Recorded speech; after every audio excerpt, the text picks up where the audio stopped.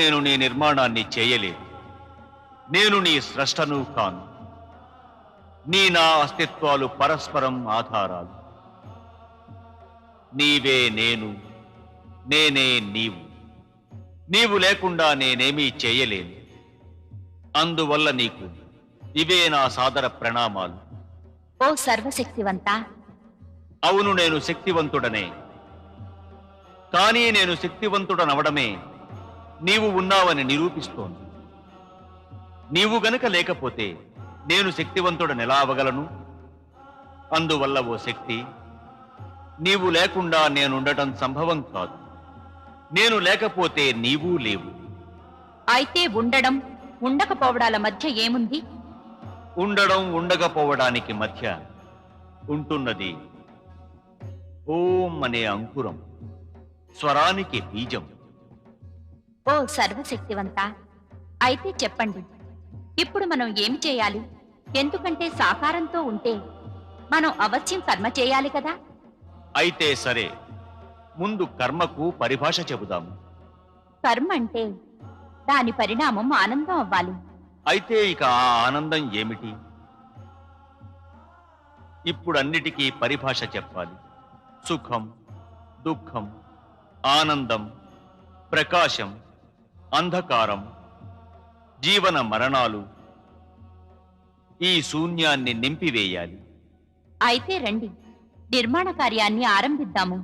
ఆరంభం అంటే అంటే ఏమీ లేకుండా దానిలో ఉంది అనే అంకురం మొలవడమే ఆరంభం. శక్తివంత. అయితేరా, ఇంకొక శబ్దాన్ని చేరుద్దాం. ఆరంభం ఒంటరిగా ఎందుకుండాలి? ఆరంభం ఇంకా అంతం. అయితే ఈ నూతన శబ్దం ఓం నమః శివాయ. ఓం నమః శివాయ. ఓం నమః శివాయ. ఓం నమః శివాయ. ఓం నమః శివాయ. ఓం నమః శివాయ. ఓం నమః శివాయ. ఓం నమః శివాయ. ఓం నమః శివాయ. ఓం నమః శివాయ. ఓం నమః శివాయ. ఓం నమః శివాయ. ఓం నమః శివాయ. ఓం నమః శివాయ. ఓం నమః శివాయ. ఓం నమః శివాయ. ఓం నమః శివాయ.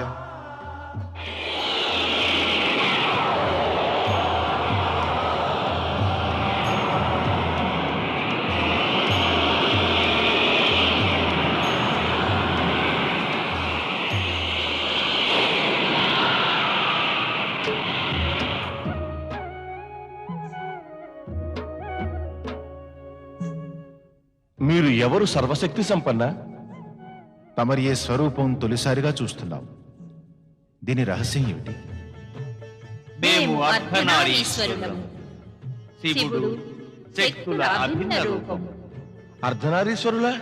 శివశక్తుల అభిన్న రూపమా? అవును శ్రీ మహావిష్ణు, శ్రీ బ్రహ్మదేవ.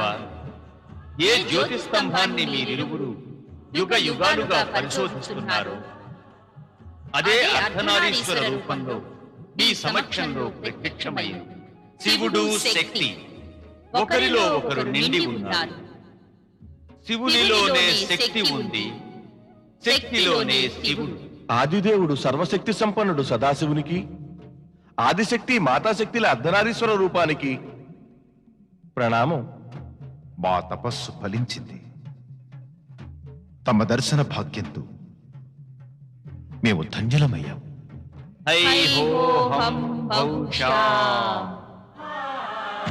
మీరిరువురు మా సృజన కాంక్ష వల్ల ఉత్పన్నమయ్యారు. అందువల్ల మీరిరువురు సృష్టి రచన, సృష్టి పాలన కార్యాలను చేస్తారు. సృష్టి రచన ఇంకా సృష్టి పాలన? అవును శ్రీ మహావిష్ణు, శ్రీ బ్రహ్మదేవ. మేము పంచమహాభూతాలను పంచతత్వాలను నిర్మాణం చేశాము. వాటితో మీరు సృష్టిని ప్రాణికోటిని రచించే కార్యం చేపట్టండి. ఇంకా శ్రీ మహావిష్ణువు, శ్రీ బ్రహ్మదేవ అలా సృష్టిని సృజించాక దానిని మీరు పాలించండి. తమ ఆజ్ఞ అర్ధనారీశ్వర. ఓ అర్ధనారీశ్వర శివశక్తి, అయితే మీ యొక్క ఈ రూపం జగత్తుకి పూజనీయమవుతుందా? లేదు, ఇది మా దివ్య సాత్విక రూపం, శివుని సర్వజన పూజ్య రూపం. సృష్టి రచన జరిగిన పిమ్మట కైలాసంలో వెలుస్తుంది. అయితే ఆదిశక్తి? శక్తి యొక్క రూపాన్ని తెలుసుకోవాలంటే మీరు సృష్టి రచన అయ్యేదాకా ప్రతీక్షిస్తూ ఉండాలి. ఇప్పుడు మీ ఇరువురు తమ తమ కార్యాలను ప్రారంభించండి.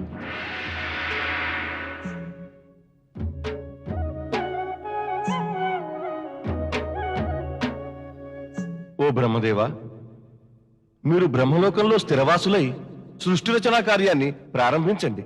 తప్పక శ్రీ మహావిష్ణు. ఇప్పుడు నేను ఆదిదేవుడు, సర్వశక్తి సంపన్నుడైన శ్రీ సదాశివుని ఆజ్ఞకు కార్యరూపాన్ని ఇస్తాను. ఓం నమః శివాయ. ఓం నమః శివాయ. ఓం నమః శివాయ. ఓం నమః శివాయ. ఓం నమః శివాయ. ఓం నమః శివాయ. ఓం నమః శివాయ. ఓం నమః శివాయ. ఓం నమః శివాయ. ఓం నమః శివాయ. ఓం నమః శివాయ. ఓం నమః శివాయ.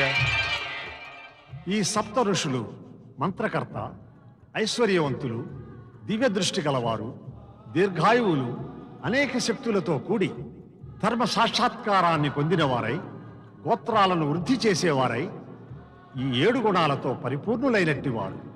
ఓ సప్తఋషులారా, ఇప్పుడు ఈ నూతన గోళంలో తమ తమ స్థానాలను గ్రహించి విధి నిర్ణయించిన కార్యాలను ప్రారంభించండి.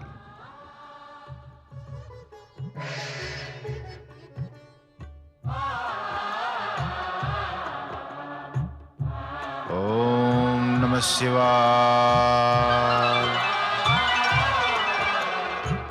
ప్రణామం పరమపిత.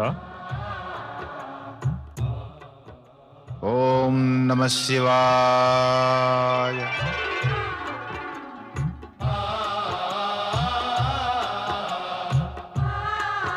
మాకు ఏమి ఆజ్ఞిస్తారు బ్రహ్మదేవా? కామదేవా, నీ కార్యమేమంటే దంపతులలో కామేచ్ఛను ఉత్పన్నం చేయడం. ఓ వసంత, నీవు ప్రకృతిలో సౌందర్యాన్ని సృష్టించు.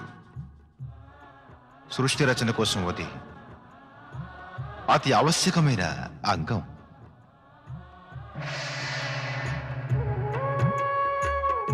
ఓం నమః శివాయ.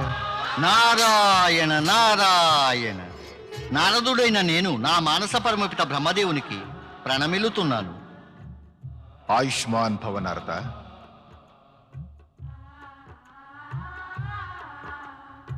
నీవు శ్రీ మహావిష్ణువుకి పరమభక్తుని రూపంలో ప్రసిద్ధుడవై జగత్తులో ధర్మం ఇంకా భక్తి ప్రచారం చేస్తూ జగద్వాసుల క్లిష్ట సమస్యలను పరిష్కరిస్తావు.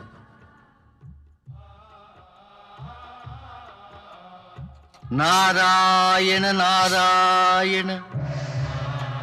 ఓం నమః శివాయ. ఓం నమః శివాయ. ఓం నమః శివాయ.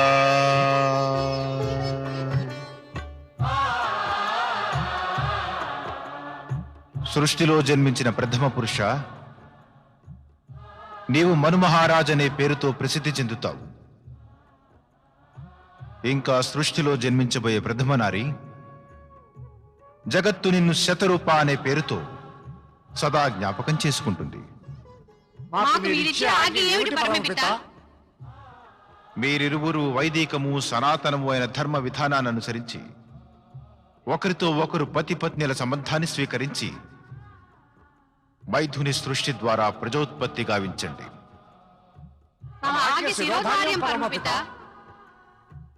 ఓం నమః శివాయ.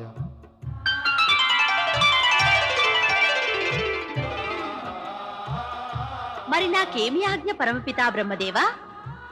సంధ్య, నీవు మనుష్యులలో యజ్ఞ యాగాల రుచిని మేల్కొలిపి ఇష్టదేవతల మరియు పితరుల పట్ల ఆరాధనా భావాన్ని కలిగించడానికి ఉద్భవించావు. నీవు ధర్మశ్రీ యొక్క ఆశ్రమంలో నీ స్థానాన్ని గ్రహించు. తమ ఆజ్ఞ పరమపిత. ఓం నమః శివాయ. ఓ సదాశివ, తమ ఇచ్ఛానుసారమే బ్రహ్మ విష్ణువుల ఉత్పన్నమయ్యాం. సృష్టి అంతా సమిష్టి భావంతో ఉంది. మీలో సమస్త జ్ఞాన విజ్ఞానాలు, కళా నృత్యాలు, సంగీతము విద్యల ఆది శ్లోకాలున్నాయి.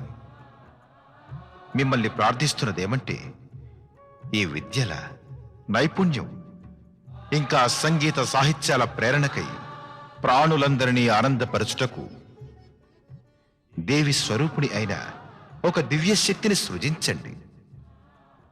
ఆమె ఆగమనంతో మానవ మాతృలలో విద్య, బుద్ధి, సమస్త కళలు ఉత్పన్నమవుతాయి.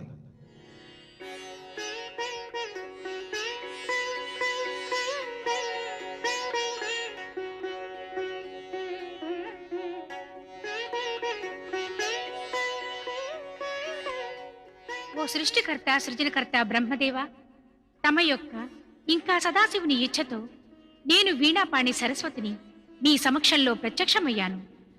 నాకు మీ ఆజ్ఞ ఏమిటి?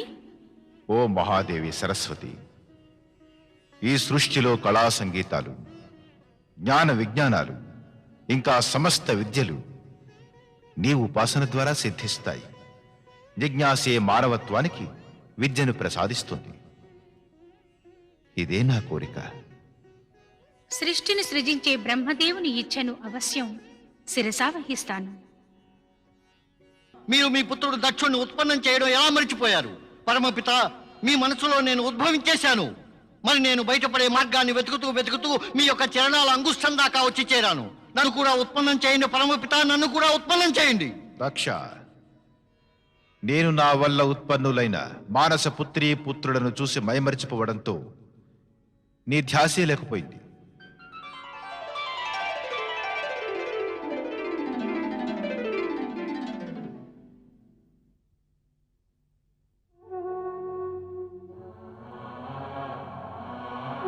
నా మనసు పిత బ్రహ్మదేవ, నేను దక్ష ప్రజాపతిని, ప్రప్రథమంగా ఉత్పన్నమయ్యేందుకు అధికారిని. మరైతే మీరు నన్ను ఉపేక్షించారు.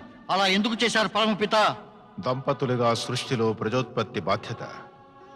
మొట్టమొదట మనుష్య రూపాలు పూర్తి చెయ్యాలి. అందువల్ల నీవు చివర ఉత్పన్నుడవడం ఉచితమే. ముందుగా నీ వివాహం ప్రజాపతి వీరుని పుత్రిక వీరనితో అవుతుంది. ఆ పిమ్మటనే నీవు ప్రజాపతి అవుతావు. వెళ్ళు, మొదట ఈ కార్యాన్ని పూర్తి చెయ్యి. ఏమిటి ఆలోచిస్తున్నావు పుత్ర దక్ష? నీవు ప్రజాపతులకు ఆదర్శమవుతావు. వెళ్ళు, నీ బాధ్యతను నెరవేర్చు. శుభం భవతు. తమ ఆజ్ఞ పరమపిత. ఓం నమః శివాయ. ఓం నమః శివాయ. ఓం నమః శివాయ. ఓం నమః శివాయ. ఓం నమః శివాయ. ఓం నమః శివాయ. शिवाय ॐ नमः शिवाय ॐ नमः शिवाय ॐ नमः शिवाय tum